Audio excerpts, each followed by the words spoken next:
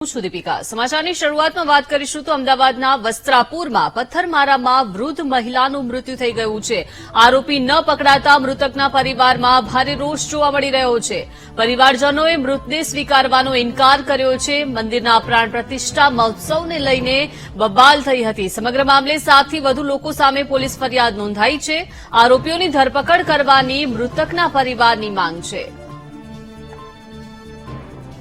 વધુ માહિતી સાથે સંવાદદાતા અનિતા જોડાઈ ગયા છે। અનિતા, વસ્ત્રાપુરમાં પથ્થરમારામાં એક વૃદ્ધ મહિલાનું મૃત્યુ થઈ ગયું છે। હવે પરિવારજનો જે છે તેમાં ભારે રોષ જોવા મળી રહ્યો છે। સાથે સાથે મૃતદેહ સ્વીકારવાનો પણ તેઓ ઇનકાર કરી રહ્યા છે।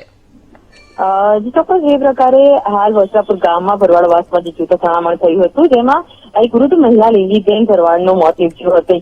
આ ઘટનાને લઈને પરિવારમાં ખૂબ જ રોષ છે અને તેમણે તેમના મોત પોસ્ટમોર્ટમ બાદ હાલ તો મૃતદેહ સ્વીકારવાનો ઇનકાર કર્યો છે અને જે આરોપીઓ છે તેને પકડવાની વાત કરી છે। સમગ્ર મામલાની વાત કરીએ તો વસ્ત્રાપુર ગામની અંદર કૃષ્ણ ભગવાનનું વર્ષો જૂનું મંદિર છે। 35 વર્ષ જૂનું મંદિર જે નેહરા સમાજ દ્વારા બનાવવામાં આવ્યું છે અને દર 5 વર્ષે પ્રાણ પ્રતિષ્ઠાને લઈને ત્યાં ઉત્સવ મનાવવામાં આવી રહ્યો છે। આ વર્ષે પણ આજે ભરવાડવાસની અંદર આ ઉત્સવ મનાવી રહ્યા છે। દરમિયાન એક પત્રિકાને છપાવા બાબતે જેમાં એક વ્યક્તિનું નામ ઉમેરવાને લઈને તકરાર ચાલી રહી હતી અને જે પિતરાઈ ભાઈઓ વચ્ચે આ તકરાર હતી, કારણ કે એક જ કુટુંબના લોકો વચ્ચે આ વિવાદ હતો અને આ વિવાદ એટલો ઉગ્ર થયો હતો કે તેઓએ એકબીજા ઉપર પથ્થરમારો શરૂ કરી દીધો હતો।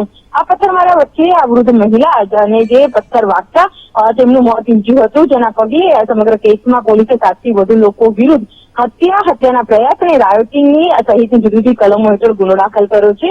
હજુ સુધી કોઈ આરોપીની ધરપકડને લઈને સ્પષ્ટતા થઈ નથી, પરંતુ કેટલાક શંકાસ્પદ લોકોની પોલીસ દ્વારા અટકાયત પણ કરવામાં આવી છે।